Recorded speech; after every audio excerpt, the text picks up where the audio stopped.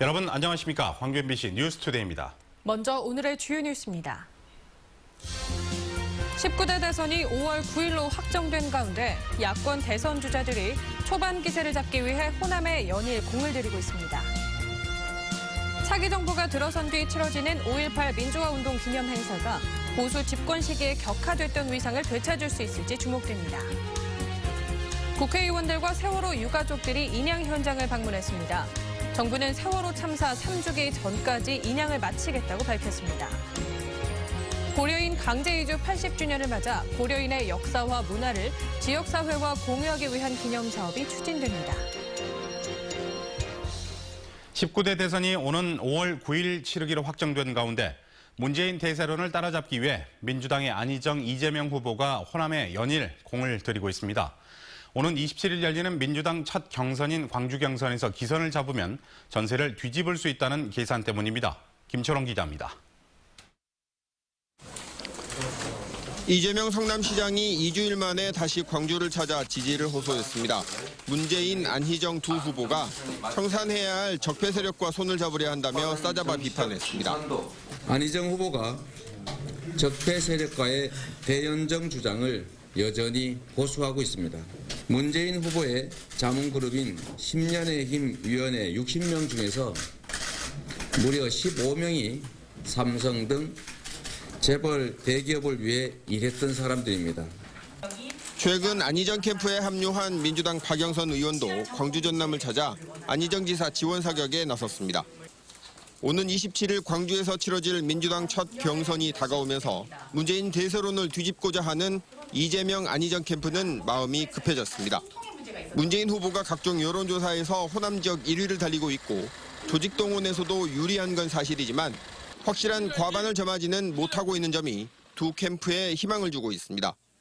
이재명 캠프는 호남 경선에서의 선전을 발판 삼아 일단 결선 투표에 오르는 것을 목표로 삼고 있고 안희정 캠프는 호남 경선의 이변을 통해 뒤집기를 노리고 있습니다.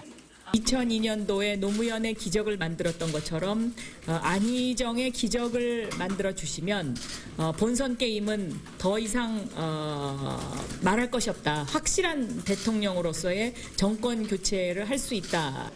가능한 큰 표 차이로 이겨야 하는 문재인 캠프도 이들 두 주자와 차이를 벌리기 위해 안간힘을 쏟고 있습니다. 민주당의 각 경선 후보 진영은 광주 경선 사흘 전에 열리는 호남 지역 TV 토론 준비를 위해 지역 공약 점검에 나서는 등 호남 지역 경선 승리를 위해 사활을 걸고 있습니다. MBC 뉴스 김철원입니다. 따스한 햇살과 함께 봄 기운 나날이 강해지고 있습니다. 오늘도 맑고 포근하겠는데요. 다만 현재 출근길은 꽤 쌀쌀합니다. 현재 광주 1.7도를 비롯해서 곡성이 영하 1.6도, 나주가 영하 2도로 전남 일부 지역에서는 영하권에 머물고 있습니다. 낮 기온은 13도 안팎으로 어제와 비슷하거나 1도가량 낮겠는데요.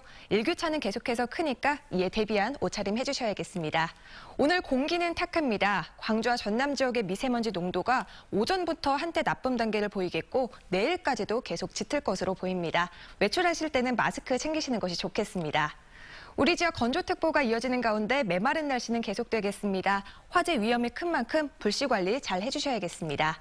현재 기온 보시면 영광이 영하 2.5도, 장성 영하 1.8도를 보이고 있고요. 낮 기온 13도 안팎까지 오르겠습니다.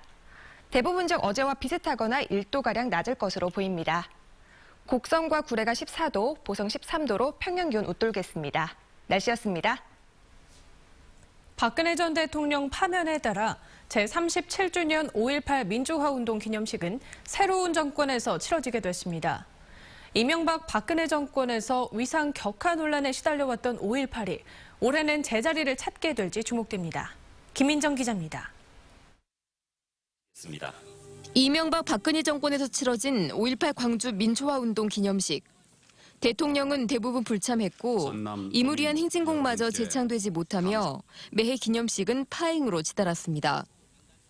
그런데 올해 기념식은 오는 5월 9일 조기 대선이 치러짐에 따라 새로운 대통령을 맞이한 뒤 치러지게 됐습니다.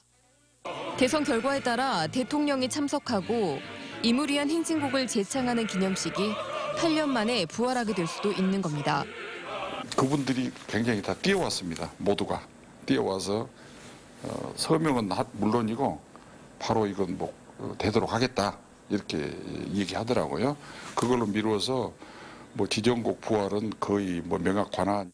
그동안 왜곡과 유언비어에 시달려온 5.18을 제자리로 돌려놓는 진상규명 활동 역시 차기 정부 앞에서 더욱 속도를 내고 있습니다. 5월 단체는 국민의당과 간담회를 갖고 특별법 제정을 협의하는 등 5.18 진상규명을 대선 공약과 차기 정부 과제로 안착시키는 데 전력을 다하고 있습니다. 지금 이번 계기로 해서 정부 차원에서 진상조사위원회가 구성이 돼서 진상조사사가 나왔으면 좋겠다. 보수 정권 내내 위상격하 논란에 시달려온 5.18이 조기 대선의 탄력을 받아 빠르게 위상을 되찾을 수 있을지 주목됩니다. MBC 뉴스 김인정입니다. 다음 달 인양을 목표로 준비 작업이 한창인 세월호 참사 해역을 국회의원과 희생자 가족들이 찾았습니다. 정부는 4월 16일 3주기 안에 인양에 성공해 선체를 목포 신항에 거치하겠다는 목표를 밝혔습니다. 김진선 기자가 취재했습니다. 세월호 선체를 줄로 들어올릴 제킹 바지선 2척이 모습을 드러냈습니다. 세월호를 옮길 반잠수식 선박이 이번 주 안에 추가로 도착하면 인양 장비는 모두 준비됩니다. 제 뒤로 보이는 바지선 2척 사이에 세월호가 가라앉아 있습니다. 이 바지선들이 양쪽에서 세월호를 끌어올리면서 이 수면 위 13m까지 올리게 됩니다. 국회 농림축산식품 해양수산위원회 소속 의원들이 희생자 가족과 함께 인양 현장을 찾았습니다. 의원들은 이 자리에서 신속한 인양과 미수습자 유실 방지, 인양 뒤 철저한 선체 조사 등을 당부했습니다. 배가 이제 인양되기 시작하면 물속에 있던 그 시신들이 움직일 수 있는 가능성도 있고, 그렇기 때문에 무엇보다도 미수습자들이 유실되지 않도록.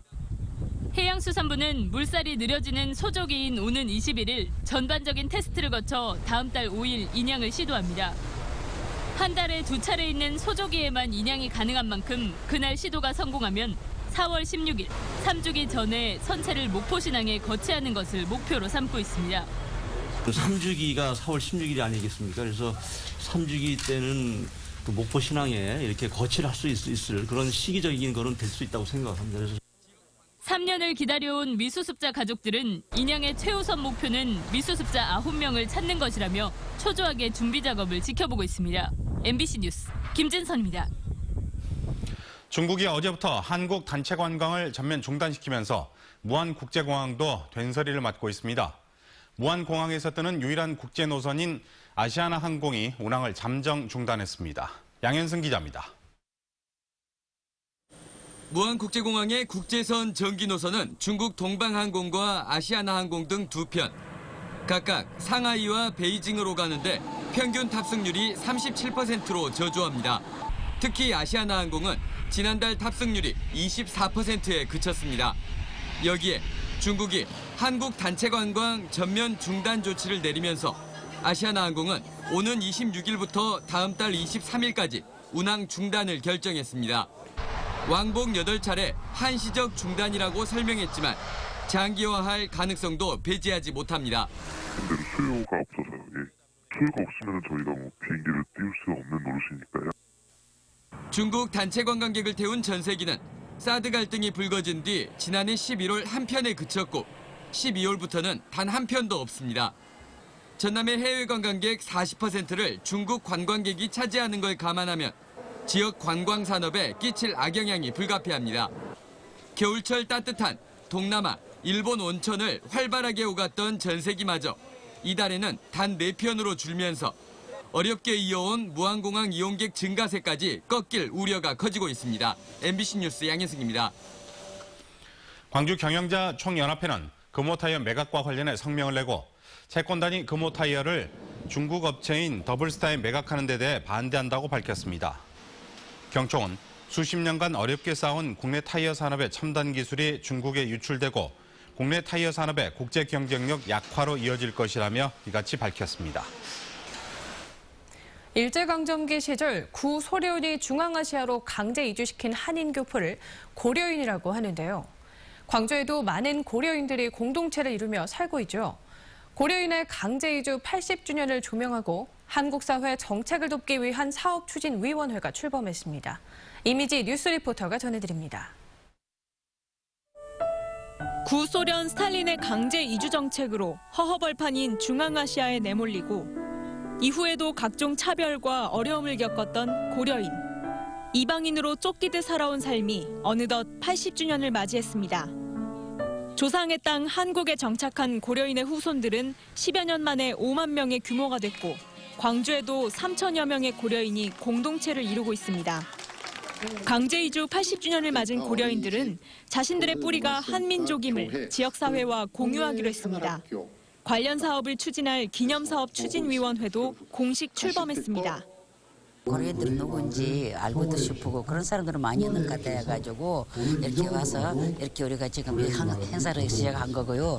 그러니까 우리는 너무 좋고. 올해를 고려인 마을 방문의 해로 지정하기도 했는데요.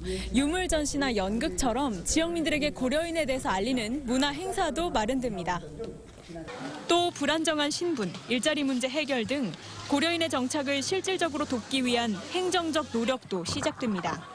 관련 법규를 개정할 수 있도록 우리가 청원 운동을 펴고 국회의원들과 더불어서 법 개정에 나서기 위해서 공청회 등을 개최하려고 그렇게 생각하고 있습니다. 낯선 곳, 척박한 환경을 개척하며 지낸 세월이 80년. 고려인과 한국이 어우러질 이번 프로젝트는 다음 달부터 본격적으로 시작됩니다.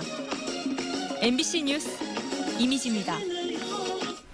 광주 카리타스 근로시설과 보호작업장이 새로운 시설로 이전했습니다. 가톨릭 광주사회복지회는 김희중 대주교 집전으로 시설 이전 축복식을 열고 근로장애인들이 쾌적하고 편리한 시설에서 기쁘게 생활하기를 기원했습니다. 카리타스 근로시설과 보호작업장은 직업 능력이 낮은 장애인에게 직업 재활 훈련과 근로의 기회를 제공하는 시설입니다.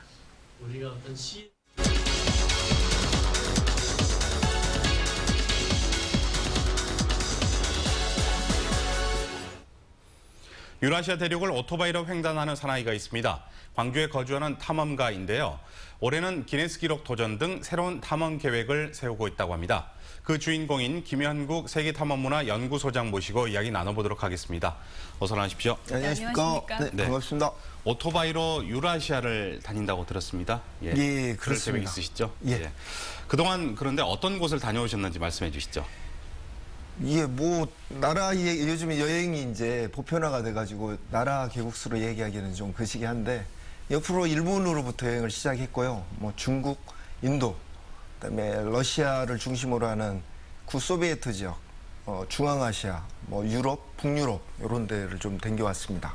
주로 이제 러시아하고 중국을 중심으로 하는 유라시아 지역에서 거주를 주로 많이 해왔습니다. 그렇습니다. 네, 기네스 기록에도 도전하신다고 들었는데 올해는 어떤 도전을 하실 계획인가요? 예, 그러니까 이제 제가 모터사이클이라는 수단을 활용해서 3번을 이제 유라시아 대륙을 횡단하게 돼요. 네. 2번을 했다는 소리죠. 예, 그렇습니다. 올해 이제 다시 부산에서 시작해서 암스테르담까지 대략 이제 직선 도로가 한 14,000km 정도 되는데요. 요거를 왕복을 하게 돼요. 그러면 28,000km죠. 그다음에 유럽 최북단 노르드캅이라고 합니다.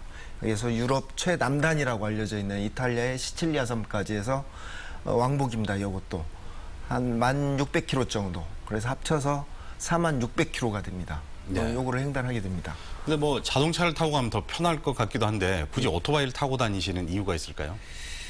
이게 이제 제가 1996년도가 제가 대학교 4학년 졸업식을 했던 해예요. 네.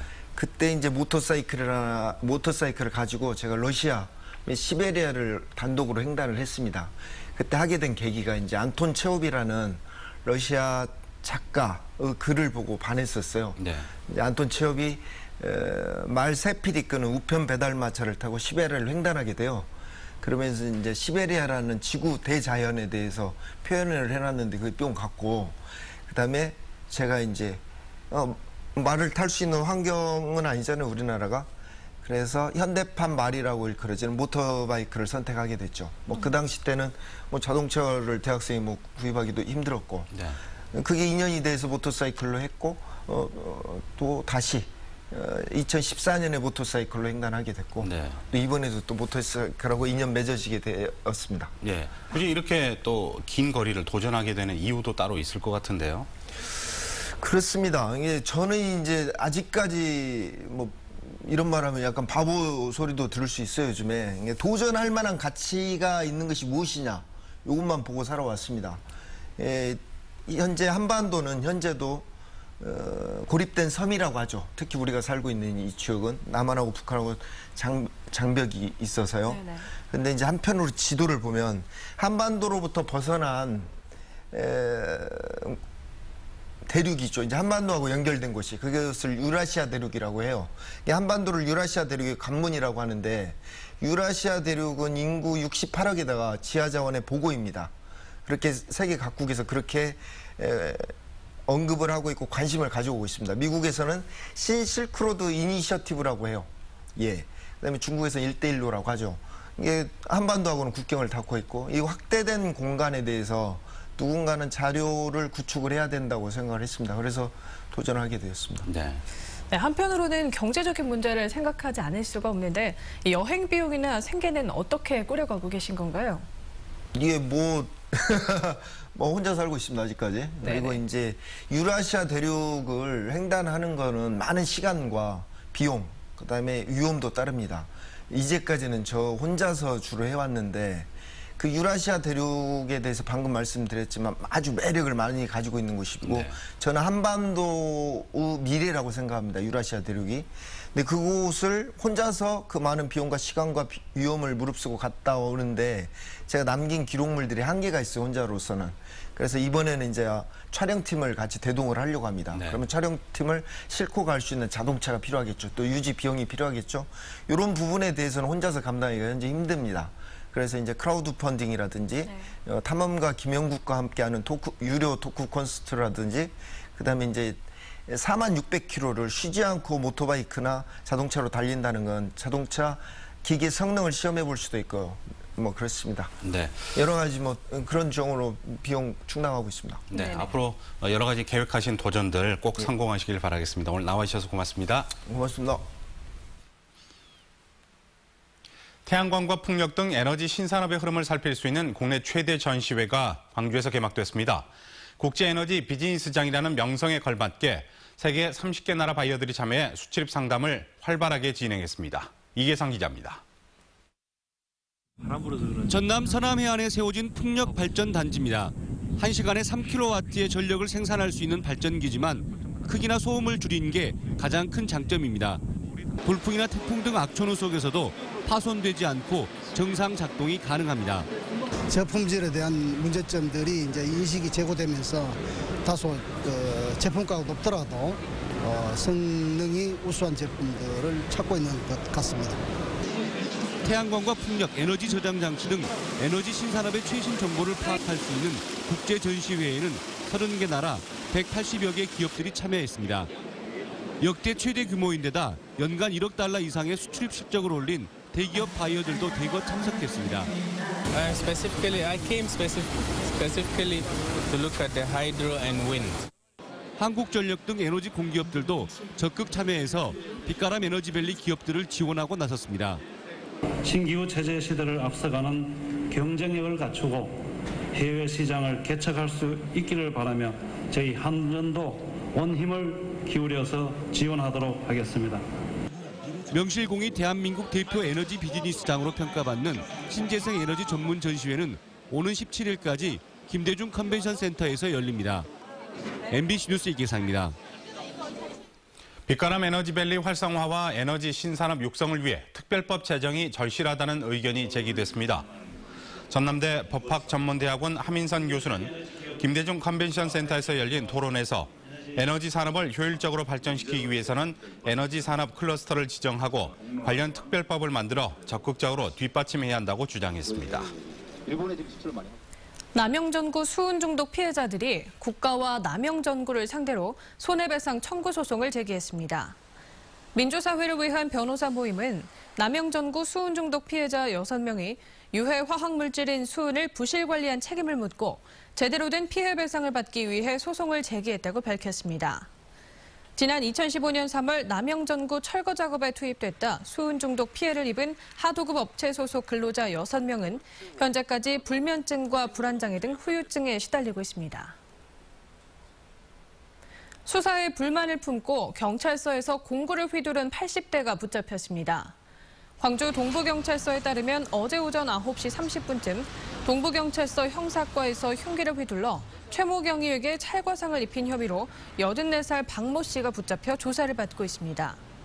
최근 법무사 사무실에서 고소장 작성 비용이 비싸다며 흉기를 휘두르다 체포된 박 씨는 피해자는 조사하지 않고 자신만 조사한다며 이 같은 일을 저지른 것으로 드러났습니다.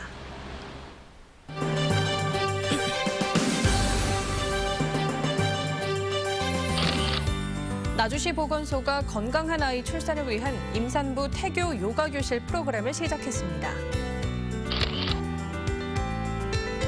국립광주과학관이 파이데이인 지난 14일 원주율을 암기해보는 이벤트를 진행했습니다.